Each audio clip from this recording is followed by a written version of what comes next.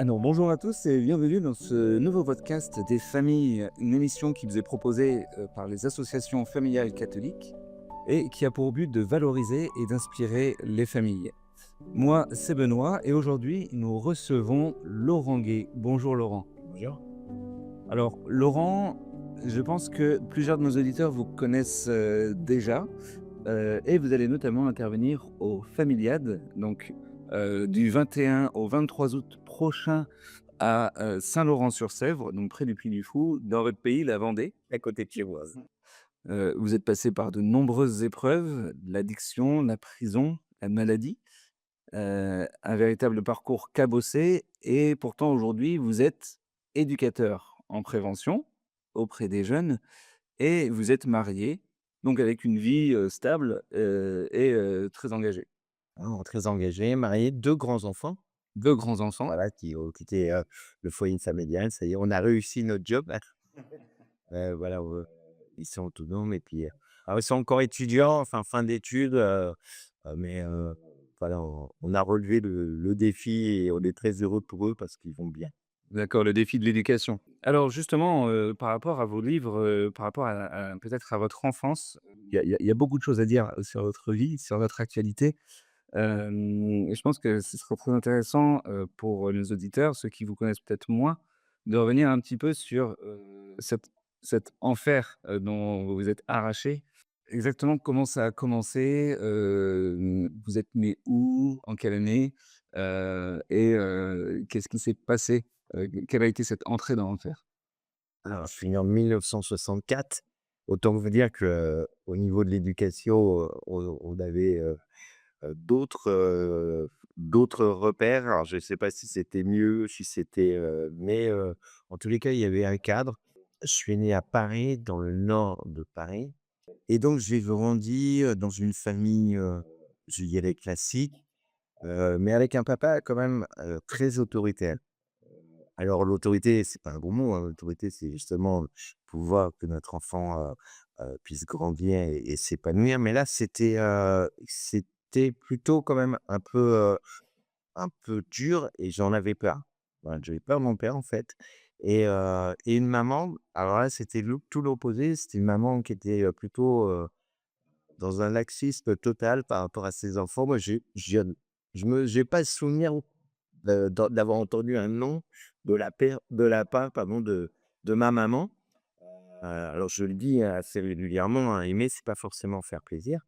Aimer, c'est donner ce qu'il est bon à un enfant et généralement, les adultes, ce sont les premiers éducateurs et du coup, j'ai grandi, voilà, dans il n'y avait pas véritablement un équilibre et ça m'a pas rendu service, parce que, j'ai commencé, sur le plan, psychologique, sur le développement personnel, à être un enfant avec beaucoup de peur en moi. Donc c'est une émotion, je ne savais pas trop la gérer, beaucoup d'anxiété et comme, j'avais peur, en l'occurrence de mon papa, je parlais pas à mes parents et du coup, bah, ça a été compliqué, heu, parce que, il faut bien comprendre une chose, c'est que quand on parle d'addiction, c'est, souvent quand on démarre notre, histoire, notre enfance, notre, préadolescence, notre adolescence, en fait, on va formater notre cerveau et sur ce qu'on entend,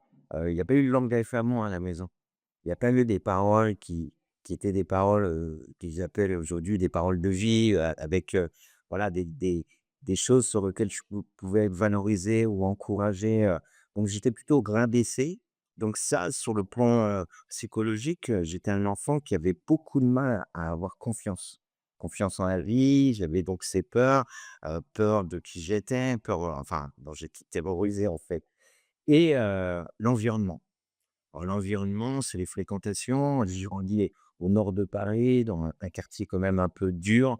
Je pense que peut-être que si j'avais, enfin, je sais pas, je serais né par exemple aux Hermies, là où j'habite aujourd'hui, peut-être que, j'aurais pas commencé très tôt la délinquance, j'aurais eu les mêmes fréquentations, mais j'aurais pas eu les mêmes fréquentations et le troisième critère qui est très important et peut-être que les parents vont mieux comprendre, c'est le produit ou la pratique dans laquelle on est.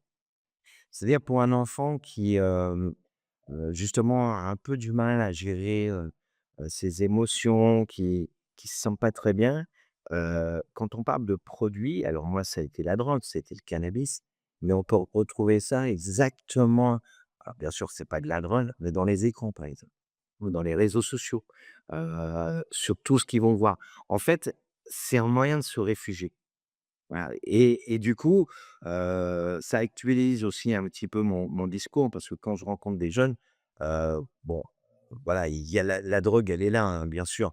Mais aujourd'hui, on s'aperçoit que par rapport au cannabis, par exemple, heu, la consommation de cannabis commence plus tard qu'à une certaine époque. C'est-à-dire, il y a toujours, des personnes qui goûtent, au collège, mais à comparer, on est un peu plus tard dans le temps. Donc c'est plutôt une bonne chose, et les éducateurs ou les personnes, professionnelles du monde de la jeunesse, en fait, nous disent que c'est certainement parce qu'ils sont beaucoup plus addicts aux écrans. Bon, voilà, donc ils sont enfermés dans les écrans, et donc ça décale un petit peu, voilà. Donc ça, c'est, très important de voilà, c'est 3 critères qui sont très, très importants à la base, hein, c'est-à-dire c'est l'épanouissement de l'enfant, en fait. Voilà, c'est pour ça que permettre à l'enfant de trouver sa personnalité très tôt, d'ailleurs en l'encourageant encore une fois, hein, qu'il puisse avoir cette confiance en lui, lui permettre de développer sa créativité. Alors bien sûr les études, ça c'est important, l'école, et puis lui permettre, de discuter de ce qu'il a appris à l'école, ce qu'il aime, enfin le connaître, et aussi, lui permettre de, je sais pas, de développer un petit peu, peut-être, ce qui deviendra ses passions. Alors le sport, la musique, le théâtre. Aujourd'hui, on arrive quand même à avoir, des activités, extrascolaires, qui sont pas trop chères. Bon, il y a toujours une cotisation, mais je sais puisque je travaille beaucoup, auprès des jeunes, à peu près 30 du caractère va se forger à la maison, 30 à l'école. Voilà, donc si ça se passe bien à l'école, à la maison, bien, plus ou moins tranquille, et puis 40 dans ce qui va être, ce qu'on appelle, tout ce qui est extrascolaire. Donc des écoles de la vie comme, je pense au scoutisme par exemple, ou le sport qui est une très, très bonne école aussi, le théâtre, encourager nos enfants aussi à pouvoir se donner, ça va développer aussi, une générosité, voilà, et puis bon, voilà, il y a des choses qui ne sont pas négociables, les valeurs, le respect, et puis ça met sa vie en danger, quoi. Et ça, ce cadre-là, donc quand vous étiez enfant, vous aviez pas le caractère que vous étiez censé avoir dans votre famille, du coup, développer dans votre famille, vous avez pas pu le développer de façon équilibrée, en tout cas? En tous les cas, j'étais terriblement, anxieux, heu, je dirais presque dépressif, hein, c'est-à-dire je parlais pas, j'ai été très tôt un enfant qui était dans un mutisme parce que, en fait, parler pour moi, c'est exister. J'avais l'impression de pas exister. Et puis, là aussi, c'était une éducation, c'est-à-dire on mangeait à table, on n'avait pas le droit de parler, c'était la télévision qui était allumée, bon, on mangeait devant la télé, mais on n'avait pas le droit de la regarder non plus. Donc c'est des images comme ça, et puis bon, avec mon grand frère, on a été élevés comme 2 enfants uniques, je dirais. Et mon frère, il avait 6 ans plus que moi, il est parti très tôt de la maison. Il est parti quand il avait 18 ans. C'est à peu près là, je faisais basculer moi dans des mauvaises rencontres, des mauvaises fréquentations, puis des mauvais choix. C'est à ce moment-là, vous avez pris de la drogue, par exemple? Voilà, tu exactement. J'ai commencé très, très tôt parce qu'en fait, bon, pareil, donc je me suis retrouvé, faut bien expliquer ça aussi. Quand je parle sur le plan personnel, en fait, le fait de ne pas avoir confiance, j'ai développé en moi un trouble de l'apprentissage. Heu et là aussi souvent, aujourd'hui on voit beaucoup de bon, puis c'est diagnostiqué donc c'est plus rassurant pour les parents parce qu'on sait un petit peu, que ça soit, l'hypersensibilité ou l'hyperactivité ou, les troubles, il y a tout un tas de troubles. Moi, j'ai été dyslexique, mais ça a jamais été diagnostiqué. Donc en plus, j'avais droit aux mots qui vont bien, «Tu nul», «Tu y arriveras jamais», En fait, un enfant, il a pas besoin d'entendre ça. plutôt, essayer de l'élever encore une fois. Notre rôle, c'est de pouvoir, voilà, faire grandir nos enfants, en fait. Voilà, c'est ça. Tout à fait. Donc moi, sur ce point-là, j'ai été mais alors pour le coup, à la maison, ça se passait pas très bien, mais en plus, à l'école, j'ai été, très, très vite, harcelé, moqué, bon, Mis de côté, quoi. mis de côté et puis, même violenté. Ah. Voilà, des coups et des choses comme ça, du racket, voilà et de fait, j'étais un enfant, tellement en colère intérieurement, mais je savais même pas pourquoi j'étais en colère, mais, la colère va s'exprimer, par la violence et donc j'ai commencé à être agressif et ça, c'est un symptôme, d'un mal-être et comme bon, bah, alors bon, ça fait partie aussi de l'adolescence, hein. Claquer les portes, alors faut pas que ça revienne tout le temps, mais bon, ils ont besoin de réagir et puis généralement un enfant à la maison, il se sent bien, il se sent il est en vérité, enfin il est lui-même, si je peux dire ça comme ça, donc ça peut arriver, mais là, je parle, voilà, dans les mots, dans les gestes, et j'ai commencé à me battre. J'ai commencé à me battre pour me défendre Ouais. et là, pour moi, ça a été comme ça, hein, ça a été un pont de bascule, parce que je me suis retrouvé avec une bande, voilà et là, c'était pas les bons copains. Donc la fréquentation, on revient sur, l'environnement et c'est très, très dur parce que, et ben, en fait, quand les copains, là, c'était la drogue. Bah, ils ont commencé à prendre de la drogue et ben, si je ne vais pas être exclu, bah, il fallait que je fasse comme eux, quoi. Donc on m'a pas obligé. Bon, mais j'ai commencé, comme ça et tout à l'heure, je vous ai dit, en plus, le produit a un effet, et ben, cet effet, c'était, alors bien sûr, hein, c'est une illusion, hein, tout ce qui me manquait, au niveau affectif, de croire que j'étais pas aimé, de moi que voilà, toutes ces émotions, la peur, le dégoût, et la tristesse aussi, j'étais un enfant triste et ben, tout ça était d'une certaine manière anesthésié et donc, quelque part, c'était une solution à mes problèmes. Alors bien sûr, c'est pas la bonne solution, mais malheureusement, la spirale, elle va très, très vite.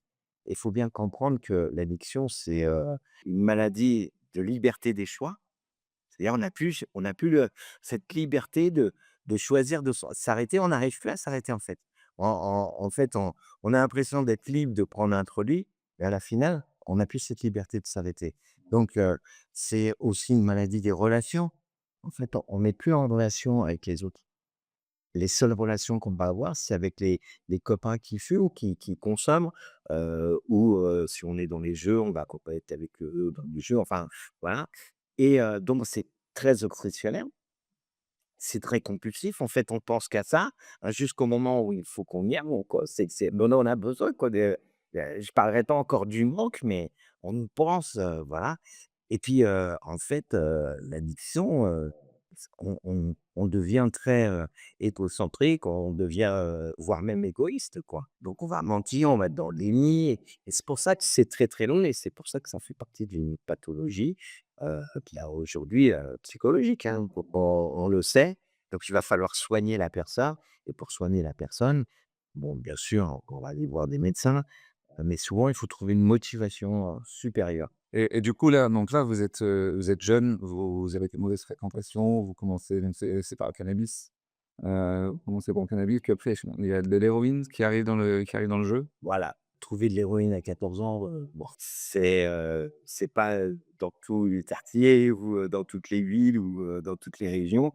Mais là, c'est vrai que ce quartier, était un quartier un peu, un quartier très populaire, mais où il y avait la drogue qui circulait et pareil, j'ai pas recherché ça, mais il y avait une forme, puisque moi aujourd'hui, je suis croyant, je pense que quelque part alors attention aussi dans ce que je vais dire, mais il y a quelque chose de spirituel dans une recherche de en fait, on va chercher quelque chose, qui nous dépasse. Souvent, un drogué, c'est une personne qui se drogue, c'est une personne c'est un être sensible, souvent, dans son idéal, il était brisé et c'est pour moi, alors, je dis, c'est terrible parce qu'en fait, la drogue, elle va jusqu'à vous voler votre âme. C'est-à-dire même la chose la plus précieuse qu'on a au niveau spirituel, c'est que, voilà, ça nous attire vers quelque chose encore plus fort. C'est-à-dire, moi, j'ai commencé avec, le cannabis. Tout à l'heure, je vous ai dit, ça j'ai l'impression de soulager un peu mon mal-être, ce qui était faux, hein, d'ailleurs, parce que c'est en plus, le cannabis, on sait aujourd'hui, c'est un grand dépresseur. Mais quand j'ai commencé avec l'héroïne, voilà, c'est un véritable anesthésiant, quoi, avec, bon, des choses qui montent dans la tête, et du coup, j'avais trouvé, entre guillemets, alors j'aime pas ce terme, mais pour qu'on comprenne peut-être, l'extasie de nirvana, j'étais dans un nuage, enfin nuage. Mais là, en fait, j'ai commencé à me dire au fond de ma petite tête que c'était vraiment ça que j'avais besoin. J'ai trouvé le Graal, quoi.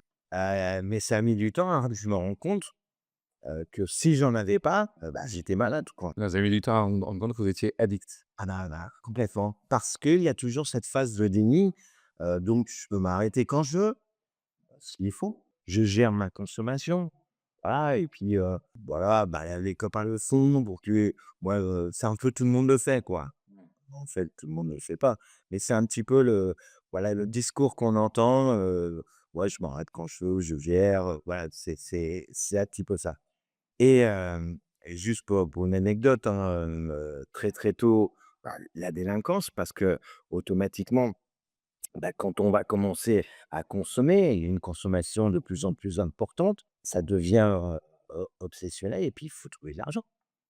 Donc j'ai commencé les délits. J'ai commencé à vendre, j'ai commencé, voilà, les petits trafics, la petite délinquance et donc je me suis fait arrêter par la police, garde à vue et c'est en garde à vue que là, après 48 heures, j'ai commencé à découvrir que au delà du mental, physiquement, c'était, mais j'avais mal partout, j'étais en crise vraiment et là, en fait, j'ai découvert que, bah, oui, c'était vraiment drogué, quoi. Et là, j'ai commencé à essayer de m'arrêter. Sauf que, bah, entre le moment où qu'on prend conscience, on décide d'arrêter, en fait, on est tellement enfermé dans notre cerveau. Tout à l'heure, je parlais de cette maladie de liberté des choix. En fait, il y a une forme d'insatisfaction permanente qui fait que on va rêver d'arrêter et on va y arriver.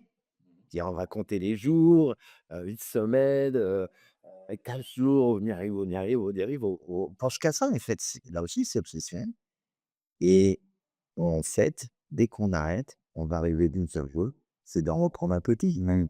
Et en fait, c'est ça, hein, on est vraiment, voilà, notre cerveau est comme dans un étau en fait et c'est pour ça que je dis, il faut absolument, bien sûr, une aide extérieure, un environnement, se connecter à la nature, mettre la main dans la matière, c'est-à-dire trouver un moyen de et dévier de ce mécanisme, voilà, pour qu'une motivation supérieure, je parle toujours aux jeunes, et trouvez votre passion. La passion nous élève, l'addiction nous enferme, en fait.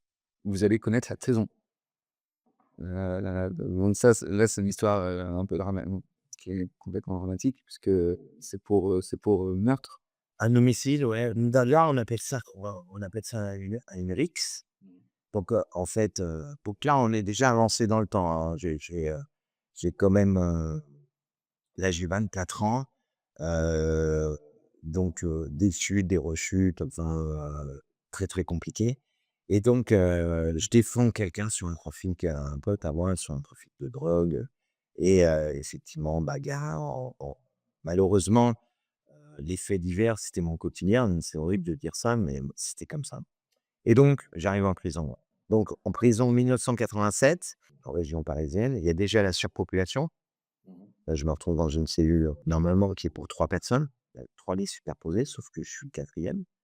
Donc, les conditions, sont assez, compliquées. En fait, en prison, donc on appelle ça décrocher, je décroche à la dure. Moi, il y a pas de traitement contre le manque, voilà, donc je suis obligé d'arrêter, hein, il y a pas de drogue, quoi, donc en tous les cas, à mon époque, il y en avait pas dans cette, prison où j'étais et au bout de quelques semaines, on me fait un dépistage, donc dépistage obligatoire puisque les toxicomanes, à une certaine époque, on s'est aperçu qu'ils étaient, heu, beaucoup plus à même à être porteurs de la maladie du sida.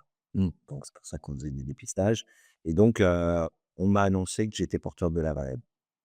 Donc moi, j'avais été déjà en contact puisque, ma compagne était malade du sida. Enfin bon, c'était très compliqué par rapport à ça et donc moi, j'étais convaincu que j'allais mourir, en fait.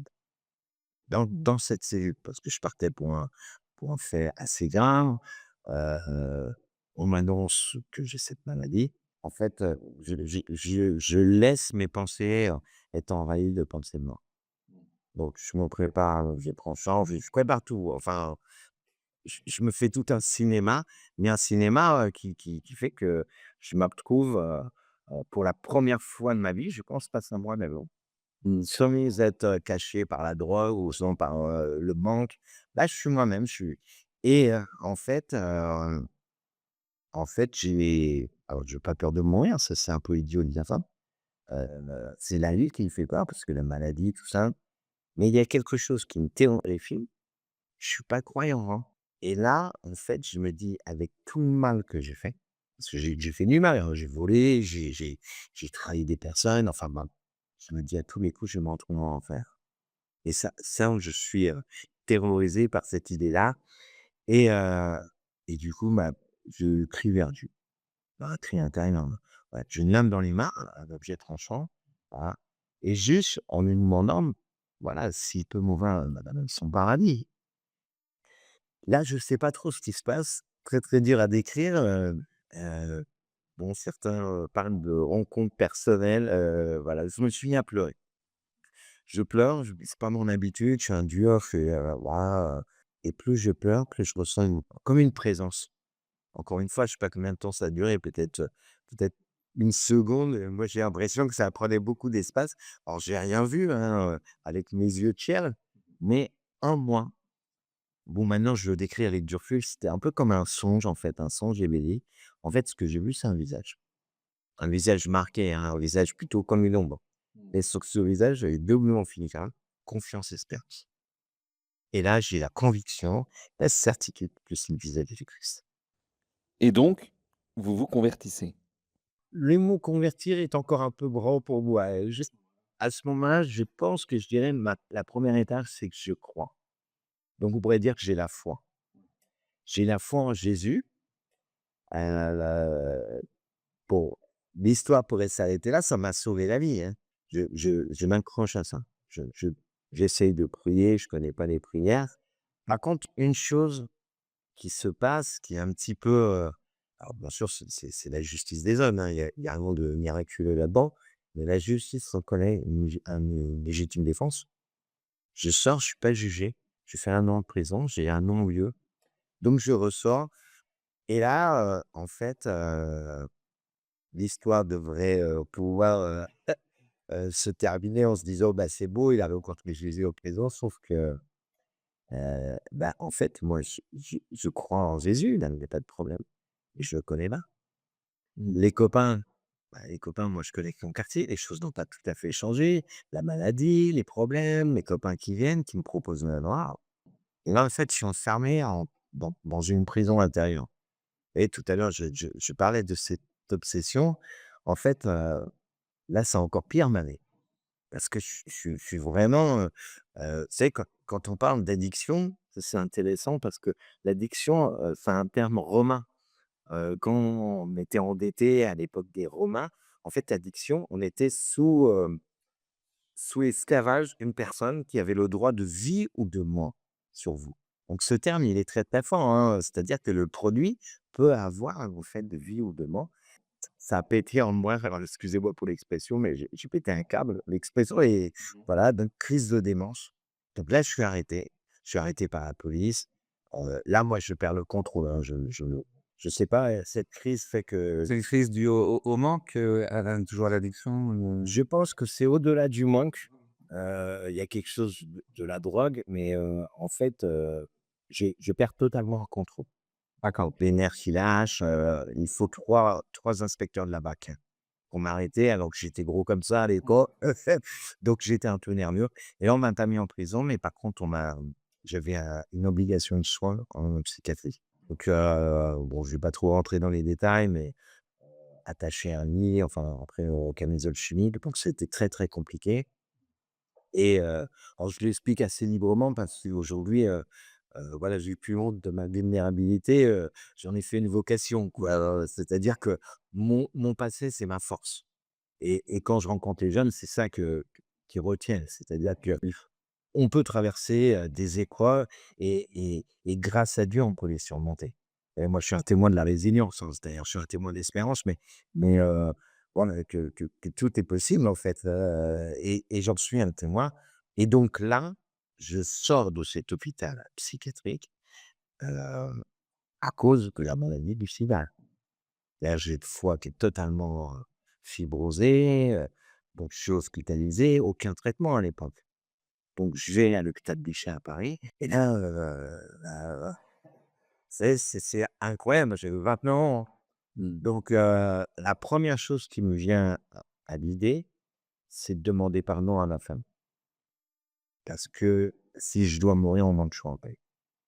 Donc c'était une préparation dans mon cœur déjà, parce qu'il y avait eu quand même, beaucoup de conflits, avec les parents, c'est pas ça. Et là, à l'hôpital, je rencontre un bénévole. Il nous visite tous les jours et en fait, c'est la première personne qui pose un regard rempli d'amour sur moi. Je le connais pas, hein, et il dit des mots.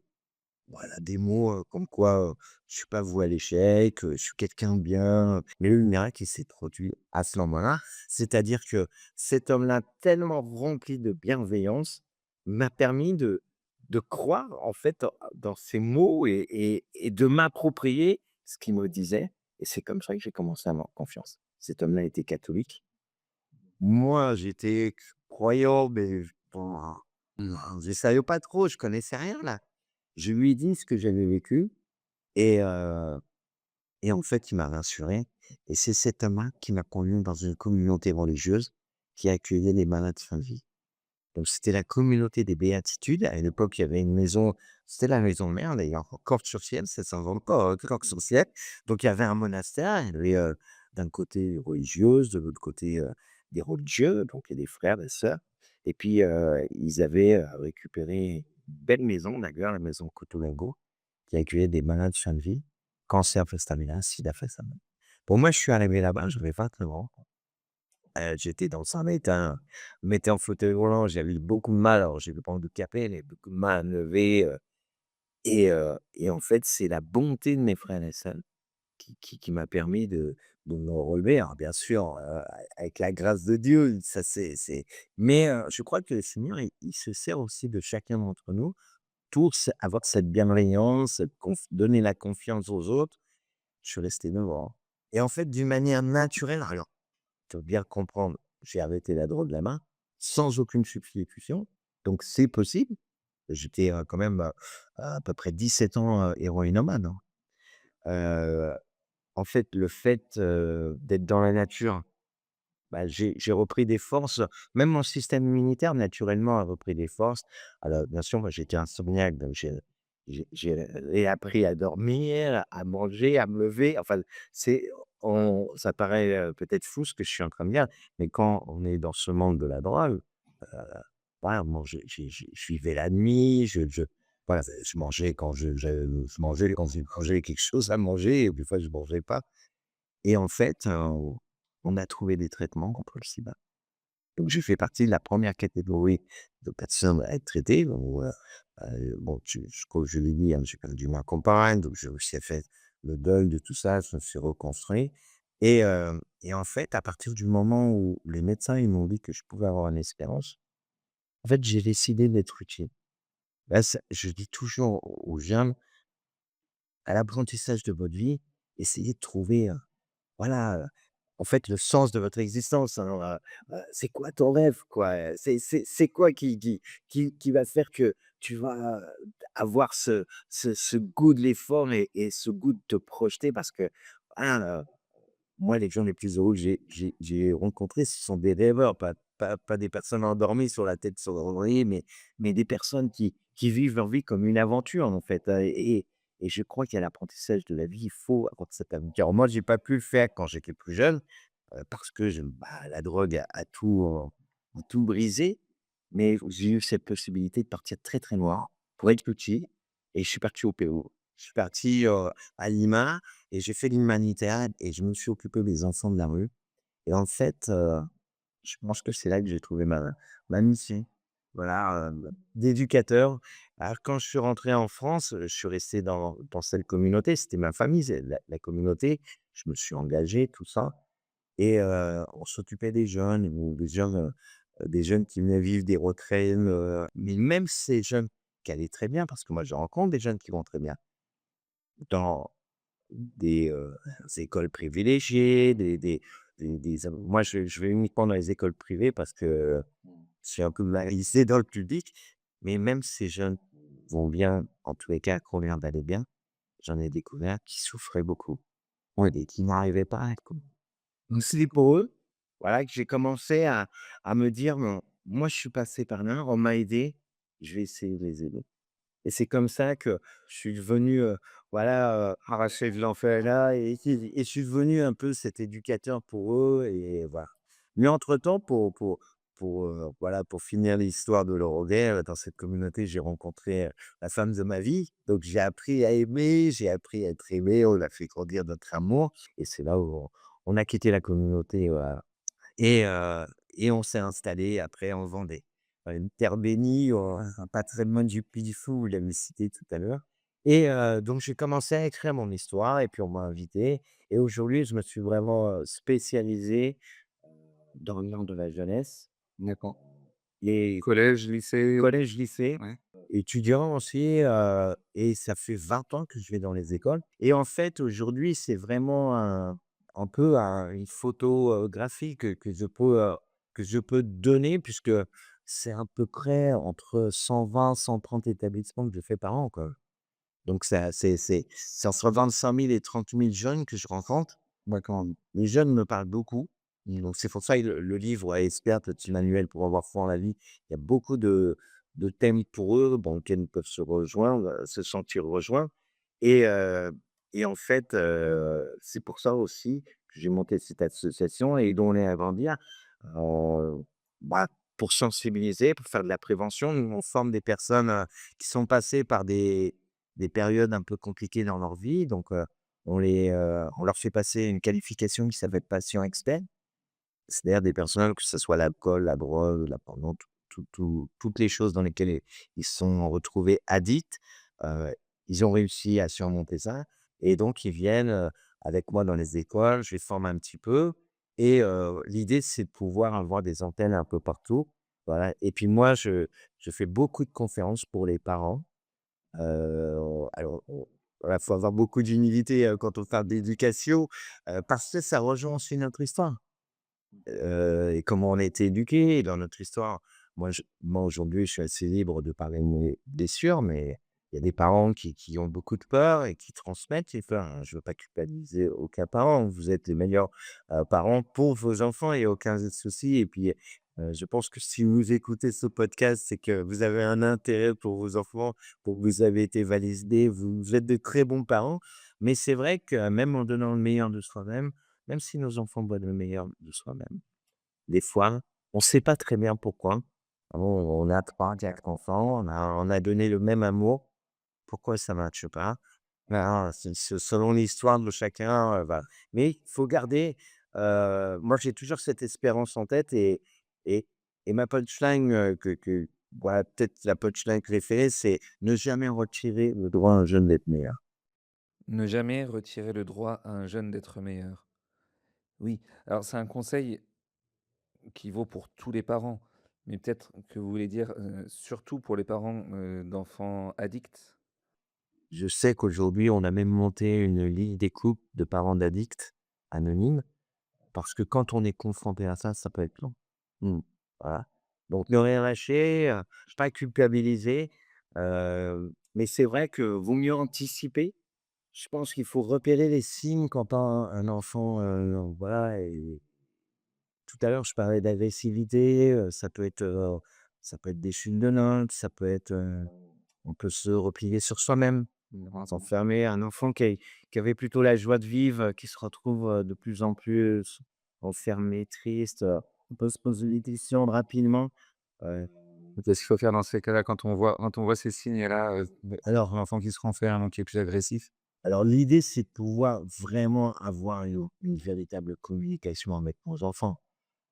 Mais c'est vrai que souvent, c'est pas si simple parce que des fois, on n'a pas le temps, des fois, voilà, on est pressé. Puis, vous savez, et là aussi, hein, attention à ce que je vais dire parce que il y a pas de recette de bons parents ou des parents, ces parents formidables ou que, mais, par exemple, un enfant, voilà, à qui on pose la question: «Ça s'est bien passé aujourd'hui, ta journée?» Voilà, il a très vite compris, que s'il vous dit non, vous allez vous inquiéter. L'enfant, il a pas envie que ses parents s'inquiètent. Voilà. Donc il faut aller un peu plus, loin dans la discussion. Voilà et je me rappelle et c'est vrai que c'est pas facile parce qu'un ado, bah, souvent, il débarrasse pas. L'ado, il est en train de scroller sur ses écrans, sur le canapé. On a juste envie qu'il nous aide à mettre la table et puis c'est pratiquement un traité de paix qu'il faut qu'on signe pour, voilà. On a juste envie de lui dire: «Tu as fait tes devoirs, tu as fait ta chambre». Voilà, ça, c'est pas des discussions. Voilà, par contre, voilà, qu'est-ce que tu as aimé dans ta journée? Qu'est-ce qui t'a permis d'être meilleur aujourd'hui? Ou qu'est-ce que tu aimerais bien apprendre? Voilà, on essaye, hein, voilà, de faire des ponts comme ça pour avoir une discussion qui va nous permettre de nous élever. Vous savez, moi, je suis un éducateur qui travaille beaucoup au bon, voilà, quelque chose qui va leur permettre d'atteindre, une grandeur d'être, une grandeur d'âme et de la magnanimité, quoi. Et à nous de susciter justement le dialogue.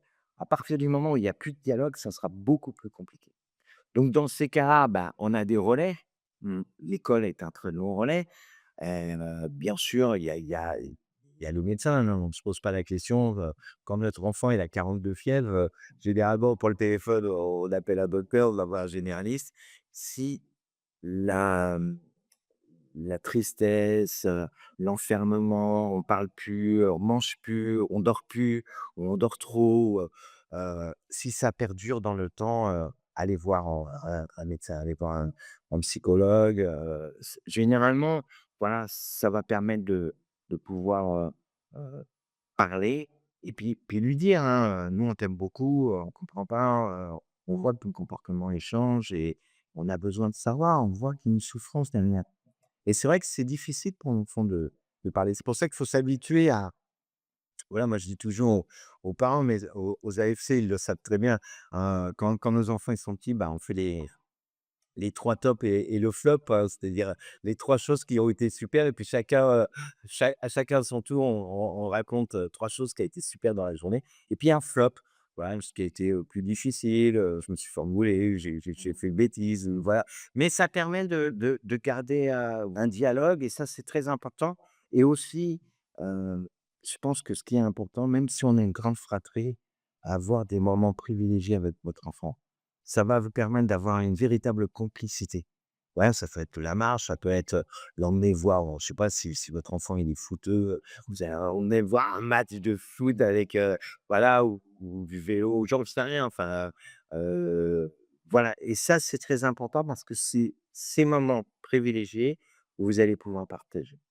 Voilà, partager des choses qu'on ne parle pas peut-être devant tout le monde, des choses intimes et voilà, mais il y a le petit secret avec papa ou le petit secret avec maman qui est quelque chose qu'on a en nous et puis, voilà et au moment où c'est où on sent que ça va pas bien, là et on a confiance et on peut y aller. Sans ça, l'enfant se renferme encore plus? Il a pas, ouais, il a pas cette conscience qui peut être aidée. Il va essayer de gérer tout ça. Mais et c'est difficile de gérer, une angoisse, une dépression, donc c'est pour ça que c'est important de, voilà, de garder ce lien, parce que si vous dites rien en plus, il va même avoir l'impression que vous en foutez, quoi. Ouais, c'est ça le truc. Donc il faut aller les chercher. Il faut aller les chercher, il faut aller vous pouvez parler avec lui, mais restez patient par contre. Exactement.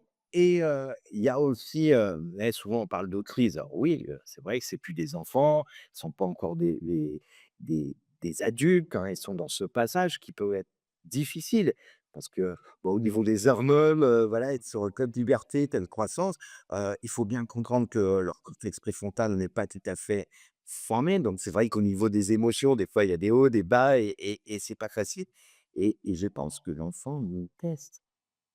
Jusqu'où on l'aime, jusqu'où il peut nous faire confiance, enfin, jusqu'à quel moment on aura confiance en lui. Donc des fois, ça il va nous chercher dans nos retranchements, hein, et des fois, ça pique un peu parce que quand on rentre du boulot, on est fatigué. Mais bon, c'est un très, très beau challenge et puis, ouais, c'est le plus beau métier du monde d'être parent. Il y a une amie, psychologue qui disait: «Un enfant couché qui reçoit un baiser ou un sourire de ses parents, c'est un enfant sauvé». Bah, donc, je pense que voilà, mais par contre, aujourd'hui, malheureusement, c'est vrai que nos enfants sont beaucoup plus fragiles. Il y a plusieurs facteurs à ça, mais c'est vrai que les écrans, le monde dans lequel on est, c'est très anxiogène. Quel modèle on veut donner à nos enfants aujourd'hui? Parce que tout à l'heure, je disais, on peut plus éduquer un enfant comme on l'éduquait, avec, certains repères qui marchaient ou qui marchaient pas. Aujourd'hui, il y a pas de véritable enfance, hein, il y a pas véritablement une culture de la parentalité, pardon et si vous avez le malheur de vous planter, waouh, on vous fait pas de cadeau, hein. Moi, je m'aperçois que les conférences que je fais et ben, les parents, ils nous donnent aussi des tuyaux. Bon, des fois, ils nous disent leur misère, mais aussi quand ce qui a marché. Voilà, bah, moi j'ai vu ça, j'ai fait ci, les applications qui marchent bien pour surveiller, enfin pour surveiller, Mmh. par rapport au temps, parce que c'est vrai que malheureusement le temps des réseaux. Donc voilà, aller chercher ces relais, on n'est pas seul, hein. Voilà et puis on n'est pas des super héros, quoi, hein. Encore une fois, on donne le meilleur, mais voilà, on a nos fatigues, on a nos situations, qui peuvent être compliquées donc voilà. Il y a encore une fois des personnes autour de vous pour vous donner. Enfin donc ouais, n'hésitez pas à aller faire un tour sur le site, edolé-agrandir.com. Voilà, vous verrez ce que je fais et puis peut-être que certains, si vous voulez communiquer avec moi, il y a aucun problème.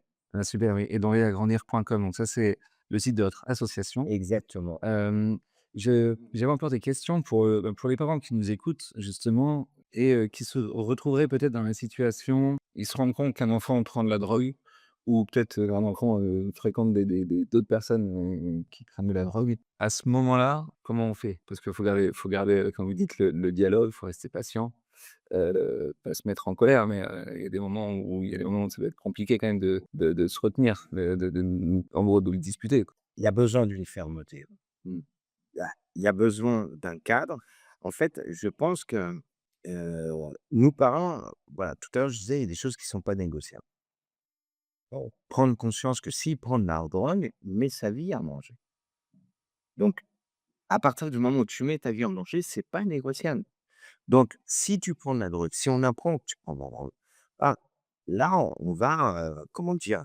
Heu, avoir cette fermeté, pour lui permettre de comprendre que nous, on veut pas qu'il vrille, on veut pas que son cerveau, il soit complètement anesthésié, on veut pas qu'il ait, voilà, un problème de santé mentale, je ne sais quoi. Là où ça devient compliqué, c'est il y a 2 souvent, je parlais du déni, dire, «Ouais, mais je peux m'arrêter, c'est juste du shit, c'est rien, je fais une fois de temps en temps». Non et faut que les 2 parents soient cohérents dans ma là, on est dans ju la première approche, on vient de s'en apercevoir. Si votre gamin, il vous dit, donc adolescent, il a 17 ans, bah, je peux plus m'en passer, en fait. Donc là, heu il va falloir absolument voir, un médecin, des addictos. Il y a des structures, voilà, pour commencer certainement voilà, un sevrage, essayer de voir les consommations, qu'est-ce qu'ils consomment, et cetera et donc il y a plusieurs critères là-dessus. Mais là, on passe dans une autre dimension. Donc la première dimension, enfin la 1re chose à faire, c'est déjà, moi, je pense qu'anticiper, c'est-à-dire en parler avant. Oui. Nous, on est contre la drogue. Voilà, nous, si on apprend que tu as fait de la drogue, bah, tes sorties, tu les oublies. Ton portable, bah, il va rester dans un placard et là, pendant, 1 semaine, tu auras pas de enfin, voilà, après, selon, selon voilà, mais je crois qu'il faut tenir aussi. Mmh. C'est-à-dire que là, on joue pas là-dessus. C'est pas un petit joint, on c'est voilà, moi, en tous les cas, c'est comme ça que j'agirais, parce que je veux pas banaliser ça, hein. Aujourd'hui, on nous parle d'un cannabis récréatif, c'est tout sauf récréatif, hein. Parce que le pourcentage de THC aujourd'hui a une conséquence dans le cerveau, il y a un vieillissement précoce du cerveau. Surtout un cerveau qui est en pleine construction. Donc, ça va, ça va entraîner des troubles de la mémoire, ça peut entraîner tout un tas de choses, une perte de concentration, une perte d'envie, une perte d'effort. Donc tout ça, il faut en prendre conscience et et lui dire, là, si je peux conseiller, les parents, renseignez-vous sur ce que c'est l'addiction, sur ce que c'est la drogue. Les critères et repérer les critères et est-ce que votre enfant rentre dans ces critères? Parce qu'à un moment donné, voilà, mais là, il va falloir le soigner. Là, je parlais de pathologie en début de podcast, il va falloir le soigner et là, c'est moins drôle parce qu'après, on sait très bien qu'il y a des chutes, il y a des rechutes et je le dis aussi, alors je veux pas vous décourager, hein, je veux pas décourager les parents, mais aujourd'hui, on fait tout pour rendre addict nos enfants, hein, et très tôt.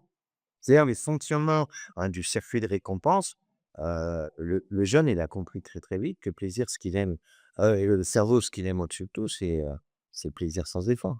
Ouais, c'est ça. Donc, ouais et du coup, il s'enferme, lui-même et puis il trouve son plaisir.